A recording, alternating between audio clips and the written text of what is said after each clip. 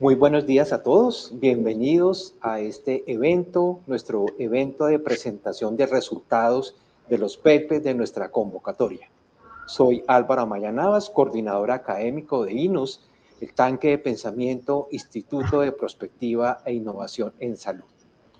Como lo decía, hoy es un gran día para nosotros, donde vamos a presentar los resultados de la convocatoria 002-2021 de nuestro tanque de pensamiento.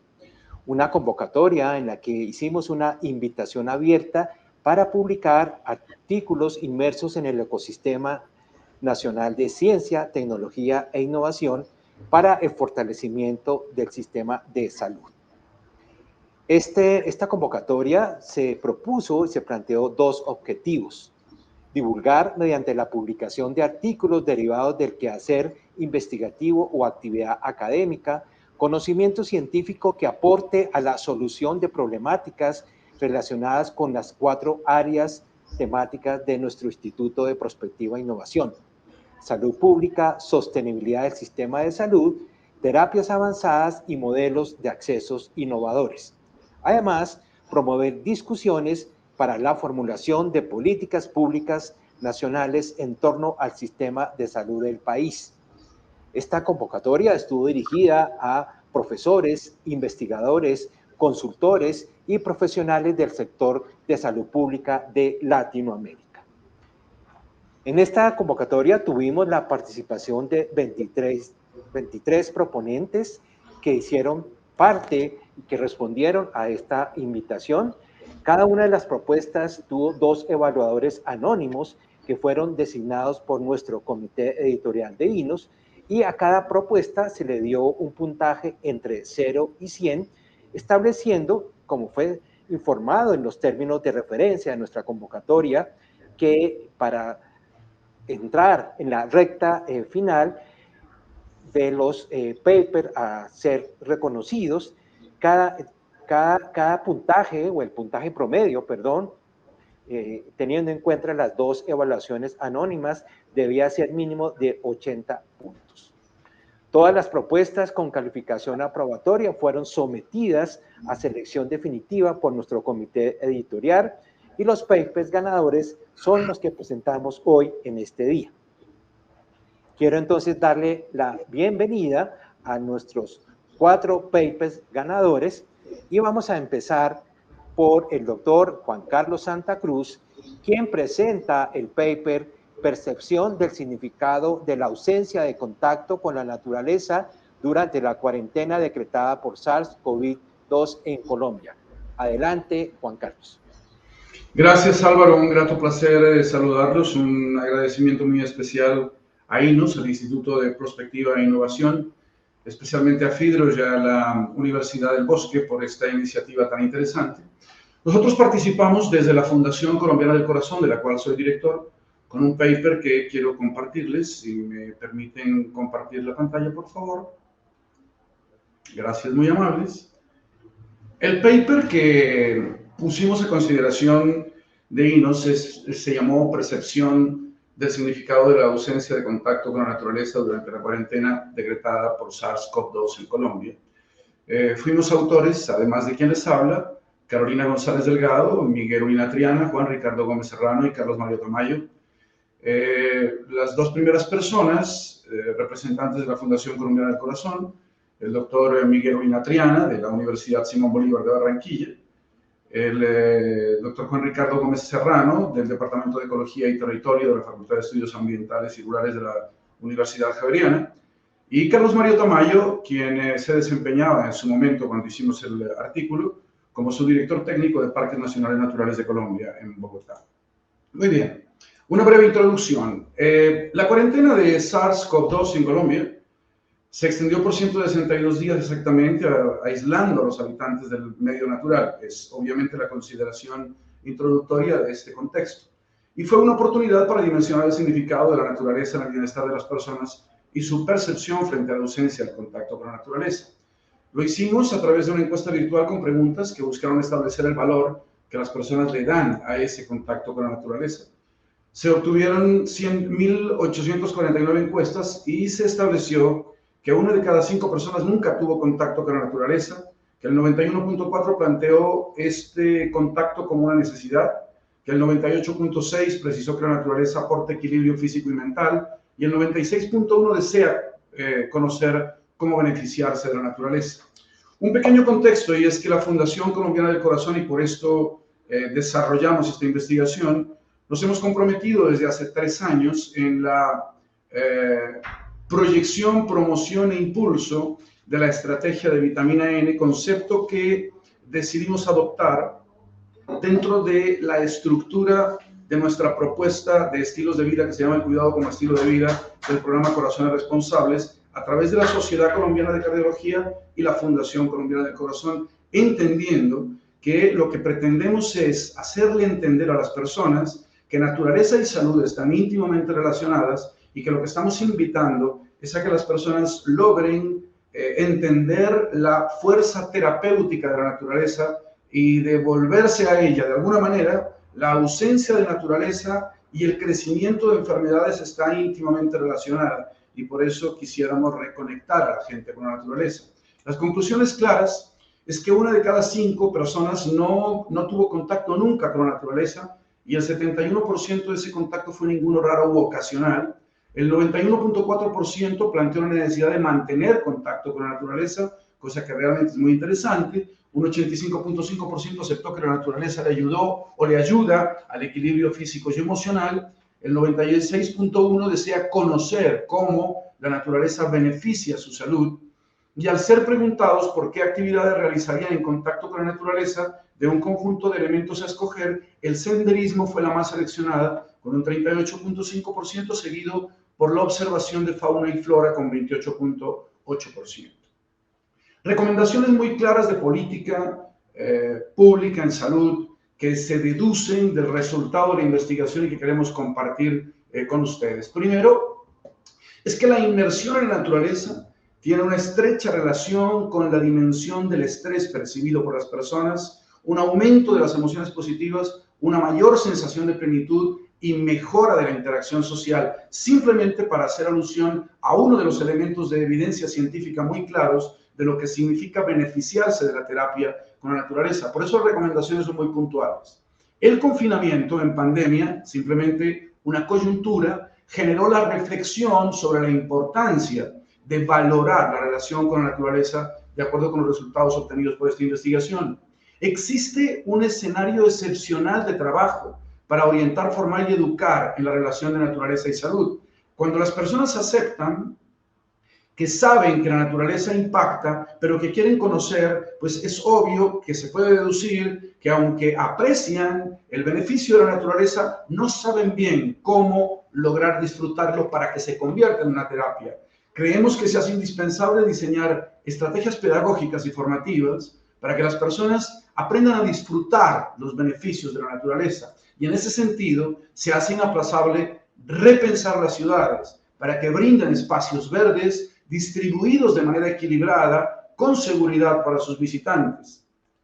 Y adicionalmente, se requiere articular políticas públicas de turismo, recreación, salud y conservación que hagan posible que los ciudadanos opten por actividades como las que seleccionaron: senderismo, observación de fauna y flora y contemplación de la naturaleza en particular, que son aquellas que eventualmente desde la evidencia producen mejor escenario de bienestar en las personas. Y finalmente, fortalecer todos los procesos de educación en salud. ¿Cómo es de importante este elemento? Para que los pobladores, los ciudadanos, puedan beneficiarse de un estilo de vida que haga posible sumar minutos de contacto con la naturaleza. Así como decimos que hay que sumar minutos de actividad física, que hay que tener equilibrio en lo que las decisiones de alimentación que tomamos, que hay que tener menos exposición al humo del cigarrillo, es absolutamente claro que las personas deberían tener, especialmente en esta circunstancia de pandemia y en esta coyuntura, una mayor cercanía con la naturaleza, además para fortalecer de manera significativa su sistema inmunológico. Algunas otras investigaciones a las que queremos hacer alusión como colofón de esta presentación del paper: la Scottish Natural Heritage en Escocia hizo una encuesta relativamente similar que también se aplicó en línea y reveló que la mayoría de la gente cambió la cantidad de tiempo que pasaba al aire libre justamente durante la pandemia, en tanto que la Universidad de Cumbria tituló una investigación Conexión con la naturaleza en el Reino Unido durante el bloqueo del COP2. Lo hizo con 704 adultos en Inglaterra, Escocia y Gales, y concluyó que la naturaleza se ha vuelto más importante para las personas desde el inicio del bloqueo impuesto por el coronavirus, y protegerla es una prioridad más alta. Quisiera brevemente de un artículo publicado por el Programa de Naciones Unidas para el Medio Ambiente, su directora Inger Anderson dijo esta frase que nos parece muy interesante como colofón de esta presentación del paper, contárselos. La prioridad, dice ella, por supuesto, es frenar la propagación del COP2, pero si tenemos tiempo para la reflexión, pensemos en nuestro impacto sobre la naturaleza y la forma de relacionarnos con ella. Si no cuidamos la naturaleza, no podemos cuidarnos a nosotros mismos. Quisiera, para finalizar esta presentación del paper, invitarnos desde la Sociedad Colombiana de Cardiología y Cirugía Cardiovascular y la Fundación Colombiana del Corazón para que a través del programa de Corazones Responsables podamos conectarnos con la naturaleza y disfrutar de la terapia de la vitamina N. Ahí está nuestro sitio web para que puedan visitarnos y conocer exactamente la manera como las personas podrían disfrutar de la vitamina N como una fuerza terapéutica. Mil gracias, eso es lo que teníamos por compartir con ustedes. Gracias, Juan Carlos, por tu precisa y concreta presentación. Como lo hemos señalado y se ha ya informado en los términos de referencia, los papers ganadores estarán publicados en nuestro portal www.inos.co. Vamos a dar entonces ahora paso a Yedrán Malagón Rojas, que nos va a presentar el segundo paper ganador, factores asociados al riesgo de neurotoxicidad en agricultores a través del cuestionario Q16 Boyacá, Colombia 2019. Adelante, Yedrán. Buenos días, muchas gracias por la invitación. A continuación voy a hacer la presentación del trabajo que realizamos y por el cual estamos en este día compartiendo esta presentación.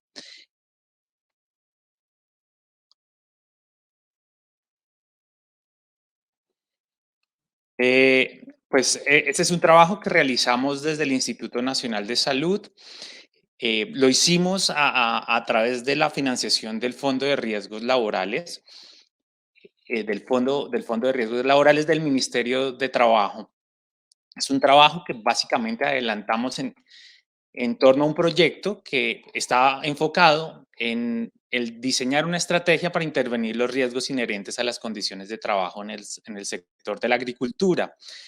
Se desarrolló entre los años 2019 y 2020 pues el grupo ejecutor fue el Grupo de Investigación de Salud Ambiental y Laboral del Instituto Nacional de Salud. Contamos con un trabajo en el que, previo al levantamiento de los datos y el contacto con los trabajadores y trabajadoras, tuvimos que trabajar de cerca con la gobernación, con las secretarías de salud, de ambiente, agricultura y varias agremiaciones y por supuesto, las alcaldías locales de 14 municipios. Básicamente, entonces, hoy pues vamos a enfocarnos específicamente en una sección de ese trabajo que corresponde a conocer las condiciones de salud y trabajo asociadas a la neurotoxicidad que presentaron estos trabajadores y trabajadoras. Entonces diseñamos un estudio de corte transversal en el cual incluimos trabajadores y trabajadores mayores de 18 años, residentes en el departamento de Boyacá. Se realizó un muestreo multietápico de acuerdo a las provincias, a las 13 provincias del departamento. Y para evaluar ese riesgo de neurotoxicidad usamos dos elementos. Uno, el cuestionario Q16 validado al español y a la población colombiana e hicimos una medición de niveles de colinesterasa eritrocitaria. Para evaluar la asociación entre las variables, entonces, posteriormente realizamos un modelo de regresión logística. Nuestro proyecto, nuestro trabajo contó con aprobación del Comité Técnico y Ético del Instituto Nacional de Salud. ¿En qué consiste esta prueba del Q16? Es una prueba que ha sido validada por la por la Organización Mundial de la Salud para evaluar el efecto que tiene la exposición en trabajadores a neurotóxicos, como entre los cuales están varios de los agroquímicos que se usan frecuentemente en el país. Consta de 16 preguntas, la respuesta es dicotómica, sí o no. A mayor puntaje, mayor riesgo de neurotoxicidad. Son las 16 preguntas que responde la persona de forma individual. Entonces, habíamos dicho que era un estudio diseñado para todo el departamento de Boyacá, con un muestreo multietápico por conglomerados, que incluyó la totalidad de las provincias. Estas fueron los municipios seleccionados. Ingresamos un total de 313 trabajadores y trabajadoras. En su mayoría eran hombres en estado civil casado, con nivel de escolaridad primaria y secundaria. La mayoría de ellos nuevamente entre los 30 y 50 años y que llevaban realizando las actividades que mencionaron dentro del estudio por lo menos 10 años.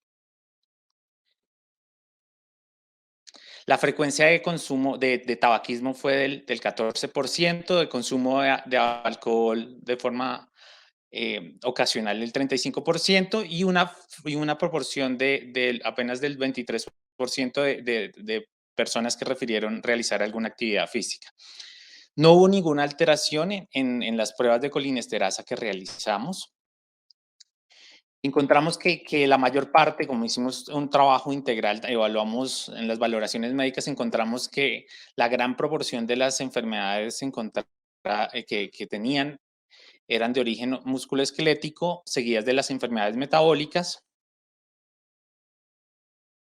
Y al valorar el riesgo a la exposición a los agroquímicos, encontramos que por supuesto tenía que ser una alta frecuencia, casi del 70%. El uso de elementos de protección personal no es tan alto, es cercano al 70% también. La mayor parte de ellos refirieron también encontrarse satisfechos con su nivel de salud y con su nivel, con su trabajo. Cuando analizamos el cuestionario del Q16, empezamos a encontrar que no fue infrecuente la presentación de respuestas positivas hacia varios de los dominios del cuestionario, encontrando que en promedio la media del puntaje del Q16 fue superior a 6. Debo mencionar que hablamos de un mayor riesgo de neurotoxicidad cuando esta prueba tiene un puntaje mayor a ese 6. Y en promedio aquí nos dio que el promedio fue de 7.22, la mediana del 7. Eso sugeriría en principio que esta población podría tener un alto riesgo de neurotoxicidad. Cuando hicimos el modelo, el modelo multivariado, la regresión logística, encontramos que las trabajadoras tenían 3 veces el riesgo de presentar la prueba Q16 alterada frente a los hombres y que a medida que las personas envejecían, esa probabilidad de tener la prueba alterada se incrementaba. Cuando comparábamos con los menores de 26 años, entonces los participantes que tenían más de 40 de 40 a 60 años tenían 4 y 6 veces el riesgo de estas personas que tenían menos de 26 años. Ninguna de las otras variables se asoció a un riesgo de tener la prueba alterada. Concluimos entonces que definitivamente los trastornos de este tipo de trastornos podría no ser infrecuente en esta población, que es necesario realizar estudios más detallados y en el largo plazo que den cuenta del efecto a nivel neurológico que pueden generar los agroquímicos, que nuevamente esta asociación a la alteración a la alteración relacionada con el sistema neurológico no está necesariamente asociada a agroquímicos que alteran la colinesterasa, sino que las mezclas que usan la mayor parte de los agroquímicos que ellos usan son herbicidas. Estos podrían generar en el largo plazo efectos acumulativos sobre el sistema nervioso central. Nuevamente, entonces, es necesario incluir a esta población en estudios prospectivos que promuevan la vigilancia específica sobre la vigilancia epidemiológica y de salud sobre el sistema, los efectos que tienen estas sustancias sobre el sistema neurológico en el mediano y en el largo plazo. El equipo investigador pues, estuvo compuesto por Liliana Romero, Julia Edith Almentero, Nayara Sestagalli, Ronald López, Luisa Lagos, Edgar Ibáñez y Diana Pinzón. Eso era lo que tenía que compartirles el día de hoy. Gracias, Adrián, y pues exaltamos y reconocemos también, así como en el paper anterior, a la Fundación Colombiana del Corazón, con este paper al Instituto Nacional de Salud. Vamos a dar paso ahora a Sergio Moreno, quien va a presentar el tercer paper ganador, Medio Ambiente y Complejidad a propósito de la salud planetaria. Adelante, Sergio. Vale, muchísimas gracias. Un cordial saludo para todos, especialmente para nuestros dos predecesores. El día de hoy vengo en representación del doctor Luis Alejandro Gómez, con quien desarrollamos en conjunto este artículo reflexivo. Él es profesor asociado de la Universidad del Bosque y director de la maestría en salud pública en dicha universidad. Y básicamente queremos hablar un poco sobre el concepto de medio ambiente y complejidad y lo que refiere al concepto de salud planetaria. Con fines de empezar este ejercicio de reflexión, primero hay que establecer que la actual pandemia producto del COVID-19 ha dejado de manifiesto la fragilidad tanto de los sistemas sanitarios, que no estaban preparados para una situación de esta envergadura, como los sistemas económicos y sociales del mundo. Ha sido un fenómeno emergente que nos ha golpeado en distintas dimensiones a la especie humana y que adicionalmente ha puesto a la palestra que nuestra especie es una especie frágil que tiene múltiples vulnerabilidades que no necesariamente han sido contempladas. Y bajo ese orden de ideas, nuestro principal interés es establecer la prioridad que debe tenerse en cuenta con respecto a nuestra relación con el planeta. Cómo protegemos la vida de las distintas especies que cohabitan este mundo, teniendo como premisa que estamos en un planeta vivo. El planeta vive, el planeta respira, y bajo ese orden de ideas, el planeta también se enferma. De ahí que hagamos un fuerte cuestionamiento a la manera como estamos interactuando con el mundo. Una de las principales afectaciones que estamos viviendo en este momento es la referente al cambio climático. De hecho, se está desarrollando en este momento la COP26 con fines de mitigar los impactos que se han producido debido a la modificación del clima que se puede atribuir directa o indirectamente a la actividad humana. Esa afectación de la atmósfera mundial ha traído consigo múltiples gradientes de vulnerabilidad, tanto a poblaciones humanas como a otras especies. ¿Qué es importante tener en cuenta en esta definición? Que no se aborda de manera holística el problema, porque además del tema del cambio del clima propiamente dicho, también hay un impacto a nivel global que puede llegar a ser distinto dependiendo de la latitud donde nos encontremos y que adicionalmente afecta a unas poblaciones más que otras en términos sociales y económicos. De hecho, como podemos ver en la gráfica, esto solamente hace referencia a la dimensión salud, cómo el cambio climático afecta a la salud de las poblaciones, cómo los aumentos de la temperatura generan cambios en la distribución de las enfermedades infecciosas y cómo esto afecta a los sistemas de salud en términos de accesibilidad y en términos de calidad de servicio. Entonces, hay muchos aspectos en los cuales podríamos establecer la afectación del cambio climático en el mundo. La primera sería el clima propiamente dicho, y es decir, que la afectación de los patrones de la temperatura a nivel mundial hace que los límites geográficos comiencen a desplazarse. Vamos perdiendo playas, vamos perdiendo territorio, áreas habitables ya no se consideran habitables. Y en ese orden de ideas, esos cambios en la geografía aumentan la aparición de enfermedades infecciosas. Y En ese contexto, en ese fenómeno en particular, aparece el concepto de vulnerabilidad ambiental, que se define como el riesgo de una población ante una variación climática. Vemos el impacto del dengue, por ejemplo, en territorios donde no se había presentado anteriormente. Vemos la exacerbación de las enfermedades respiratorias en territorios donde se mantenía controlada ese tipo de enfermedades. Entonces, estos impactos también afectan cómo manejamos el agua, que es uno de los recursos más importantes que tenemos en el planeta, y también cómo se maneja el suelo, que es nuestra principal fuente de alimentación. Entonces, estas afectaciones negativas en estas distintas áreas también impactan en los sistemas alimentarios, en las viviendas, en la manera como interactuamos con el mundo y particularmente en la salud. Otro aspecto también a tener en cuenta en este nivel de afectación que produce el cambio climático es a nivel económico.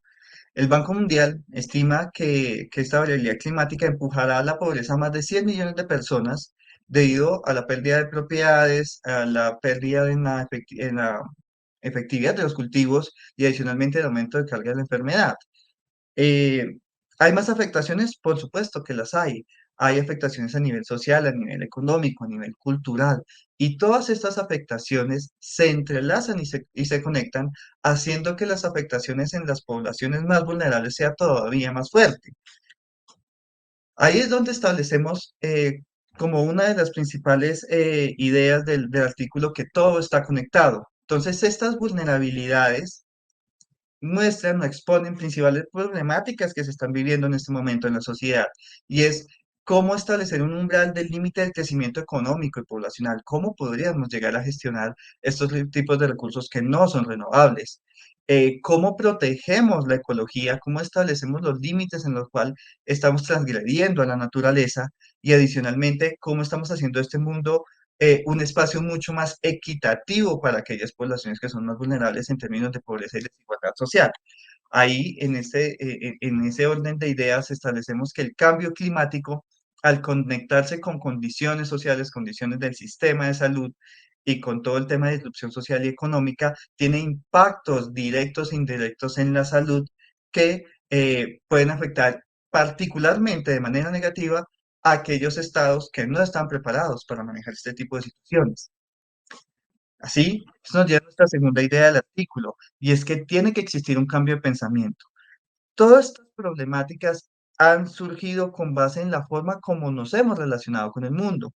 Lo mencionaba Capra en su libro de la web de la vida, y es que el capitalismo global ha establecido un modus operandi que ha destruido las comunidades locales del mundo, buscando ese ejercicio de uniformidad, ha transformado la diversidad en monocultura, hemos perdido la identidad particular de muchos territorios, muchas poblaciones y muchas etnias, hemos transformado la ecología en ingeniería, hemos afectado la flora y la fauna del mundo y adicionalmente se ha perdido el sentido y el espíritu de la protección de la vida.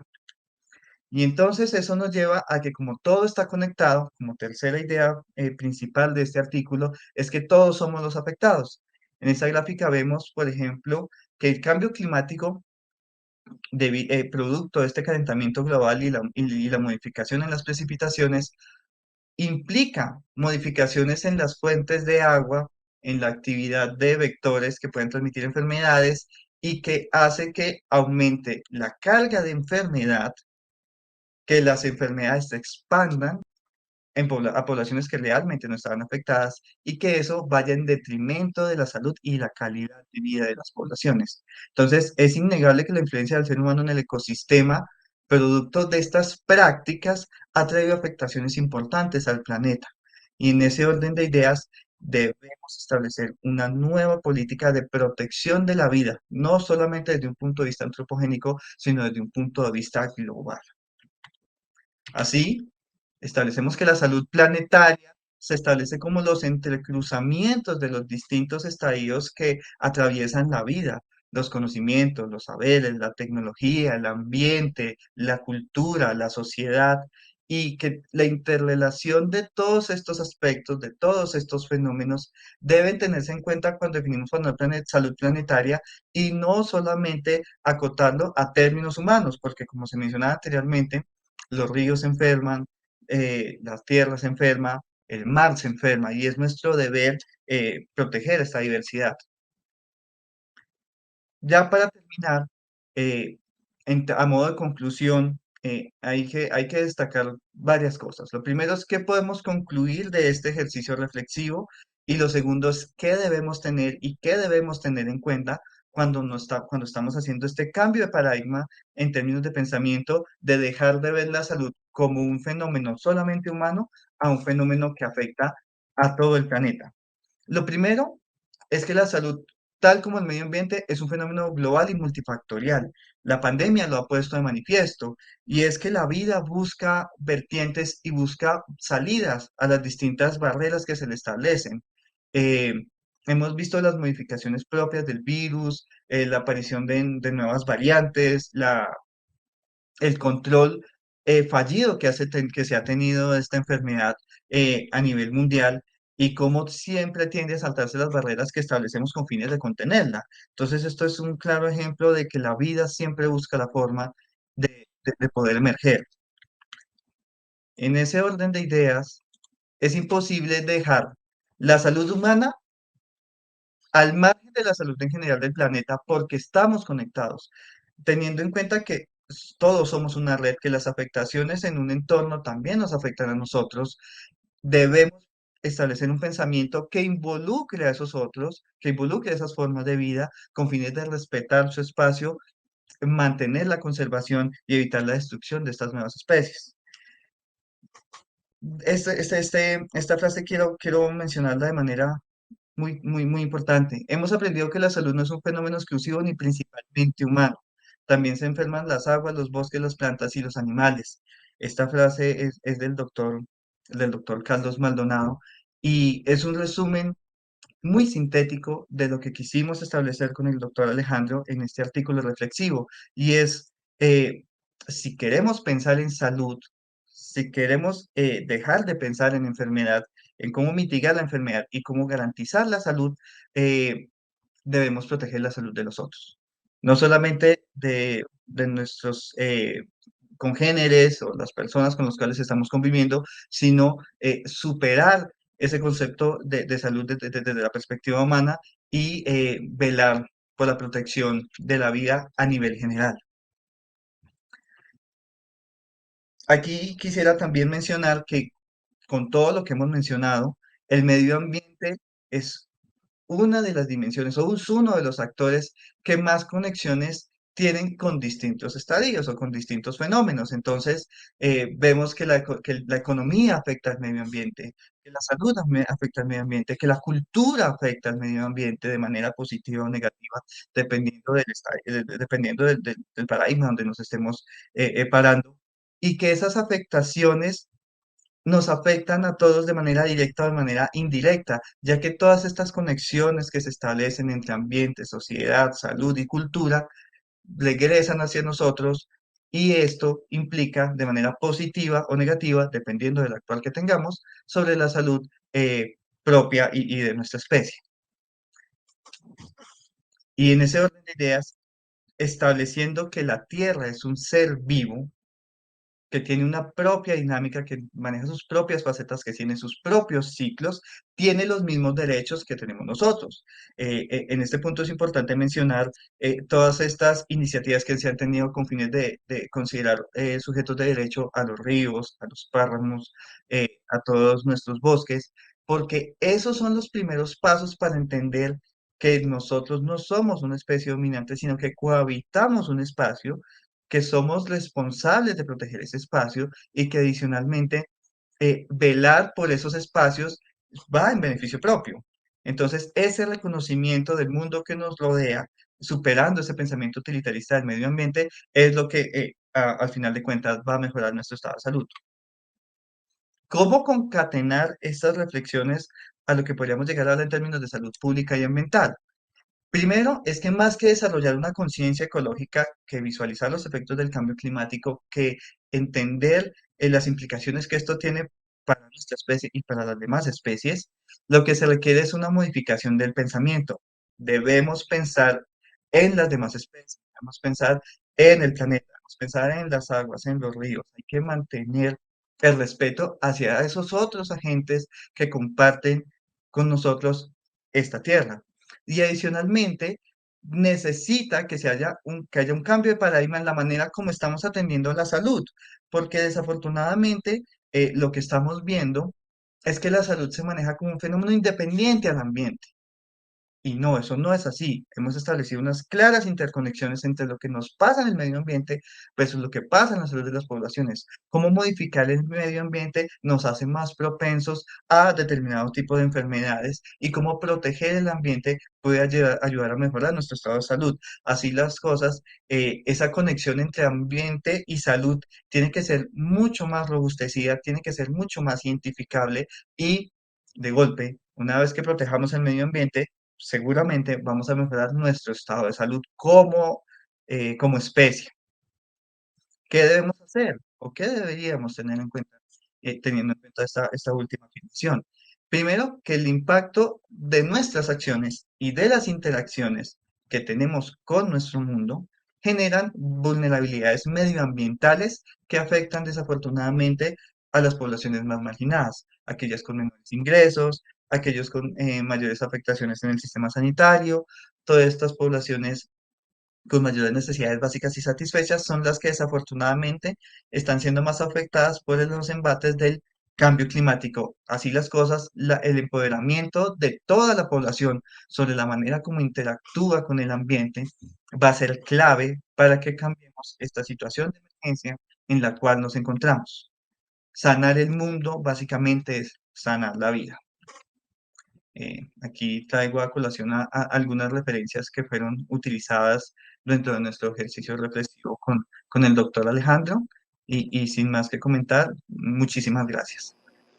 Gracias, Sergio, por tu presentación del contenido del paper Medio Ambiente y Complejidad a propósito de la salud planetaria. Y siguiendo con nuestra agenda, vamos ahora el paso a John Betancourt, que nos va a presentar el contenido del paper Condiciones de salud y trabajo del sector informal, agricultores, manufactureros y carpinteros en Medellín, Colombia. Adelante, John, bienvenido. Muchas gracias, doctor. Bueno, como lo acaba de plantear el doctor, yo les voy a compartir, digamos, este paper, el cual, digamos, es un trabajo que se hizo en conjunto con la Secretaría de Salud de Medellín. Básicamente, acá está el equipo de trabajo, además de unos funcionarios de la Secretaría de Salud que también nos estuvieron acompañando en el desarrollo de este trabajo. Bueno, inicialmente contarles que la OIT ha planteado que la seguridad, la salud, la seguridad y el bienestar son fundamentales para los trabajadores y su familia. Y digamos que según estadísticas de la OIT, cada día mueren 6.300 personas a causa de un accidente o una enfermedad laboral. Y de estas personas que padecen este accidente o esta enfermedad laboral, cerca de 2.3 millones de muertes se presentan al año en el mundo. Considerando estos elementos, digamos que, y haciendo un panorama en términos de lo que es el trabajo informal en las Américas, digamos que tenemos que justamente para el año 2016, que digamos es donde se fundamenta este trabajo que fue desarrollado, el proceso de recolección se realizó en el año 2018. La informalidad estaba cerca al 53.1% en América Latina y para el caso de Colombia para el 2018 era cercana al 48.1% según el DANE y específicamente para el Medellín era el 41.5%. En ese sentido, el Plan Nacional de Seguridad y Salud en el Trabajo 2013-2021 y el Plan Decenal de Salud Pública y el Plan de Intervenciones Colectivas ha considerado la salud poblacional, específicamente los trabajadores, como un componente fundamental del desarrollo de un país. En ese sentido, digamos, en conjunto con la Secretaría de Salud de Medellín, desarrollamos un estudio con el propósito de identificar las condiciones de salud, riesgos laborales por grupos de trabajadores informales priorizados. Esto se hace justamente en función de la aplicación de la Encuesta Nacional de Condiciones de Salud y Trabajo del Sector Informal y cuyo objetivo fundamental es poder informar, en este caso, a la Secretaría de Salud de Medellín, las necesidades que tiene esta población. Para este año específico, el año 2018, la población que trabajamos fueron específicamente agricultores, manufactureros, entre los cuales se encuentran las confecciones y los trabajadores del cuero y los carpinteros. Perfecto. En términos, para lograr este propósito de este estudio, diseñamos un estudio descriptivo cuya población de referencia es la población ocupada en el sector de la economía informal y acá, digamos, el marco teórico que orienta el desarrollo de este estudio es que entendemos la economía informal como aquellos trabajadores de cuenta propia que no cotizan específicamente al sistema de riesgos laborales. En ese sentido, básicamente, entonces la población estuvo constituida en población que hace estas tres actividades en, en las 16 comunas y 5 corregimientos del municipio de Medellín. Para esto realizamos un muestreo aleatorio y representativo a partir de un censo previo que había realizado en el año 2017 la Secretaría de Salud de Medellín, y en la cual habían mapeado, digamos, los trabajadores informales en estas 16 cinco comunas del corregimiento. De esta forma, realizamos un muestreo aleatorio y representativo en el cual seleccionamos 622 trabajadores informales. Para esto aplicamos, como les acabo de mencionar, la Encuesta Nacional de Condiciones de Seguridad y Salud en el Trabajo, y básicamente como criterios de inclusión definimos básicamente personas mayores de 18 años, no contar con ARL y estar en condiciones físicas y mentales para responder la encuesta, además de la firma del consentimiento informado. El proceso de recolección de información se realizó a partir de unas agentes primarias en salud, las cuales fueron estandarizadas en el instrumento, específicamente en las escalas para valorar el nivel de riesgo de esta población, y la información fue almacenada en un dispositivo tipo tablet. En este les muestro un poco la distribución de la muestra. Acá tenemos la distribución de los 622 trabajadores en estos tres grupos de trabajadores informales. En este mapa vemos, digamos, la georreferenciación, la tablet, digamos, todo el tiempo estaba conectada a internet, y digamos que nos marcaba la georreferenciación donde cada una de las agentes primarias de salud realizaba la encuesta. Acá vemos la cabecera central de la ciudad de Medellín y los corregimientos en los cuales también realizamos la recolección de la información. En ese sentido, digamos que lo que encontramos en este estudio fue principalmente que la mediana de edad de esta población es de 53 años, es mayor sobre todo en los agricultores, donde el promedio de edad es de 56 años. A su vez, los agricultores es, digamos, un grupo donde hay trabajadores informales mayores de 60 años, condición que es bastante particular en este grupo poblacional. Como observamos en todas estas características sociodemográficas, se presentaron diferencias estadísticamente significativas entre los tres grupos, donde, digamos, el estado civil predominante es el de casado para los tres grupos. Una particularidad de estos trabajadores informales es precisamente el nivel de escolaridad, donde cerca del 70% no cursó o no tiene ningún nivel de escolaridad o cursó la primaria de manera incompleta, y el 64% de esta población se encuentra afiliado al régimen subsidiado en salud. Acá tenemos una población que está afiliada al régimen contributivo, pero en su mayoría es población que es beneficiaria. Ahora, en términos de las características del hogar, en función de los servicios públicos, encontramos una cobertura de casi el 100% en energía, y vemos cómo los servicios de acueducto, alcantarillado van disminuyendo específicamente en los agricultores, y esto, digamos, que tiene una asociación directa en que estos agricultores se concentran en los corregimientos de la ciudad, que en su mayoría son corregimientos rurales. Por su parte, cuando preguntamos por el ingreso económico, observamos que sobre todo los agricultores y los manufactureros devengan menos de 25.000 pesos al día, es decir, menos de un salario mínimo mensual, mínimo diario, en tanto los carpinteros devengan entre 26.000 y 47.000 pesos. Recuerden que estos valores son definidos a partir del salario mínimo diario para el año 2018. En términos de los hábitos de salud, encontramos que, digamos, la mayoría de estos trabajadores informales de estos dos grupos caminan al menos 10 minutos al día.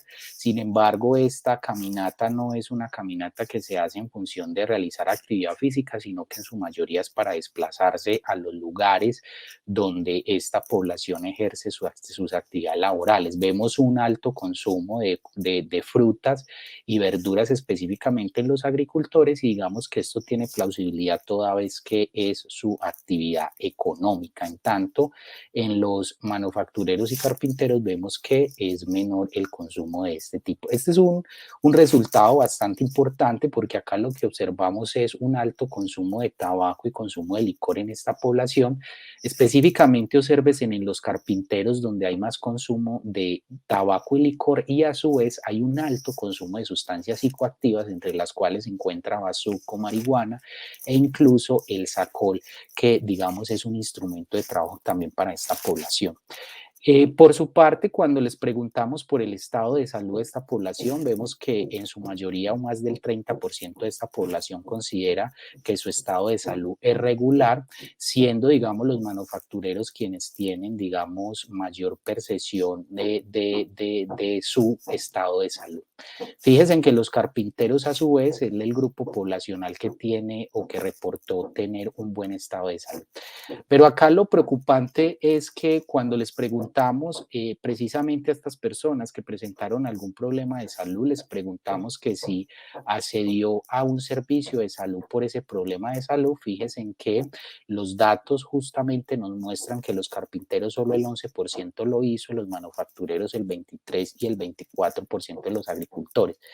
En tanto, para tratar ese problema de salud, vemos que, digamos, el rango general de la muestra está por debajo del 20%. Y esto es una condición bastante particular, porque al ser una población informal, pues el hecho de ir a consultar al médico implica que ese día no va a generar el sustento diario. Entonces, digamos que hay una condición de no acceso a servicios de salud en esta población.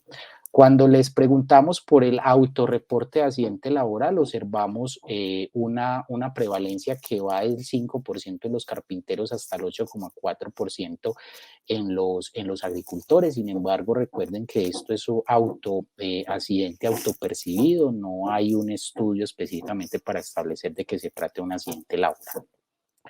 Ya en términos de los riesgos percibidos, pues observamos específicamente el riesgo de seguridad para los tres grupos específicamente, porque digamos que los tres grupos utilizan herramientas manuales y cortopulsantes. Entonces, digamos acá, estos son, digamos, el perfil de riesgo para este grupo que mayor aporta. Cuando ya miramos el riesgo del ambiente, observamos que los agricultores es el grupo específicamente que tiene la mayor proporción de riesgos, específicamente porque son trabajadores que ejercen sus labores, digamos, a cielo abierto, y digamos tienen una exposición directa a la lluvia, al sol, a la intemperie, que son condiciones que son importantes en esta población. Por su parte, cuando miramos los riesgos del ambiente, identificamos que en los tres grupos hay unas condiciones ya no de riesgo, sino unas condiciones protectoras importantes en términos de separación de las basuras, orden y aseo. Y finalmente, cuando miramos las cargas físicas, psicosociales y de riesgo, vemos y observamos acá, sobre todo para los tres grupos poblacionales, que en más del 90% los movimientos repetitivos, digamos, es el principal factor de riesgo, toda vez que, digamos, la principal herramienta de trabajo de esta población son sus manos. Finalmente, dentro de otros riesgos, vemos acá que en su mayoría, digamos, la percepción de riesgo que tienen estos trabajadores es que tienen herramientas de trabajo en buen estado, en su mayoría cuentan con salidas de emergencia en sus puestos de trabajo, condición que, digamos, es bastante interesante, porque también, digamos, denota el trabajo que ha venido realizando la Secretaría de Salud de Medellín en términos de enfoque de riesgo para esta población. En términos de elementos de protección personal, vemos que hay unas coberturas, sobre todo en términos de ropa de trabajo, pero recuerden que acá es la autopercepción de ropa de trabajo que tienen los trabajadores. Sin embargo, acá no hay un juicio de valor de si estos elementos de protección personal son los adecuados para el desarrollo de sus funciones. Por ejemplo, fíjese en las gafas de seguridad que dado que son, digamos, modalidades laborales que tienen o que manejan herramientas cortopulsantes, miren el bajo nivel de cobertura que tienen de este tipo de elementos de protección personal. Aquí las cosas, digamos que las principales conclusiones de este estudio es que en los agricultores el riesgo de seguridad biológico, digamos, fueron los más autopercibidos por la población. En tanto, en los manufactureros tenemos sobre todo los movimientos repetitivos, el trabajo con electricidad, y en los carpinteros el riesgo físico y seguridad fueron, digamos, los más predominantes. En términos de las recomendaciones, en términos de política pública, quizá la principal es que la informalidad en sí es un grupo o constituye la población en una población vulnerable, y al ser una población pobre y vulnerable tiene, digamos, una cantidad de factores de riesgo que no son mitigados a través de elementos de protección laboral, además de las condiciones sociales, económicas que tiene esta población. Como vimos, es población que devenga menos de un salario mínimo, y esto es una condición bastante problemática.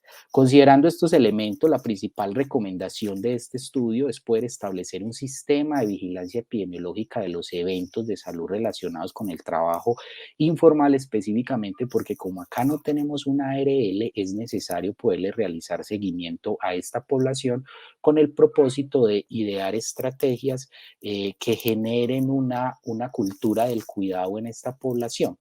Igualmente se deben diseñar estrategias y planes de formación que propendan por la capacitación de estos grupos de trabajadores informales. Y acá hay una característica muy importante, y es que, digamos, la literatura ha informado que en la medida que aumenta el nivel académico, digamos que eso se ha asociado con empleos de mayor calidad.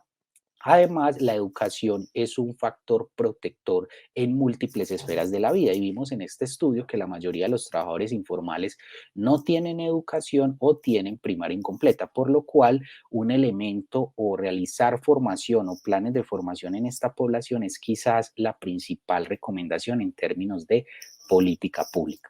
En términos de discusión, entonces se destaca nuevamente el bajo nivel educativo de esta población. Es alarmante el elevado consumo de licor y cigarrillo de la población estudiada. Específicamente llama la atención el consumo de sustancias psicoactivas en los carpinteros, que es un elemento que debe ser analizado con mucha cautela con el propósito de diseñar estrategias en salud pública.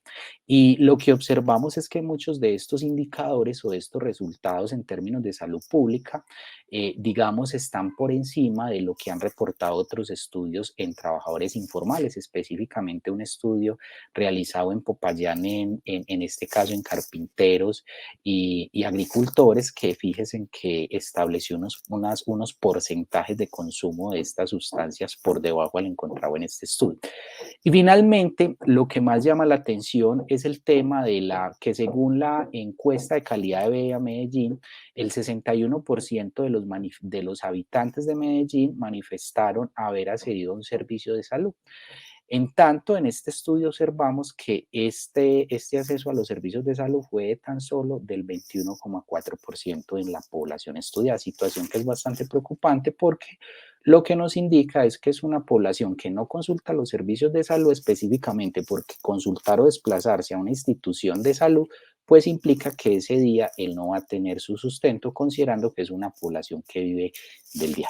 Finalmente, quiero agradecerle en este estudio a los profesionales, a la doctora Doris Serrano, Juan Guillermo Gaviria, el doctor Humberto, Fernando Nicolás Montes y la doctora Silvana de la Secretaría de Salud de Medellín, quienes fueron los que nos brindaron el apoyo técnico para poder desarrollar este estudio, que tiene una representación para estos tres grupos informales a nivel de ciudad. Y finalmente, la financiación fue a través de la Secretaría de Salud de la Alcaldía de Medellín. Muchas gracias. Gracias, John, por presentar el contenido del paper Condiciones de salud y trabajo del sector informal, agricultores, manufactureros y carpinteros en Medellín, Colombia. Bueno, desde el Instituto de Prospectiva e Innovación en Salud queremos agradecer la participación de los 23 proponentes que hicieron parte de esta segunda convocatoria para la publicación de artículos que aporten a la generación de conocimiento y a la discusión sobre la salud pública en Colombia.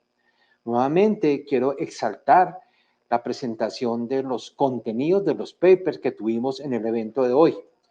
Recuerden que escuchamos primero al Juan Carlos Santa Cruz con la presentación del contenido del paper Percepción del significado de la ausencia de contacto con la naturaleza durante la cuarentena decretada por SARS-CoV-2 en Colombia, papers con filiación a la Fundación Colombiana del Corazón.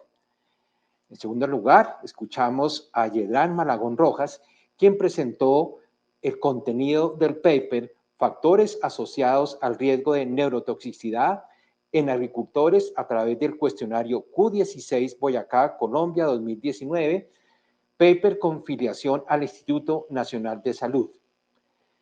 En tercer lugar, escuchamos a Sergio Moreno, quien presentó el contenido del paper Medio Ambiente y Complejidad a propósito de la salud planetaria, paper con filiación a la Universidad El Bosque.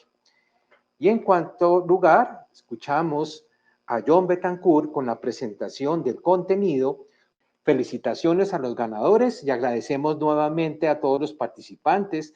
Asimismo, los invitamos a estar atentos a próximas versiones de la convocatoria. Igualmente, queremos recordar a toda nuestra audiencia y a nuestros participantes que los papers ganadores próximamente estarán publicados en nuestro portal www.inos.co. Mil gracias a toda nuestra audiencia y nos estaremos encontrando en un próximo evento. Feliz día para todos.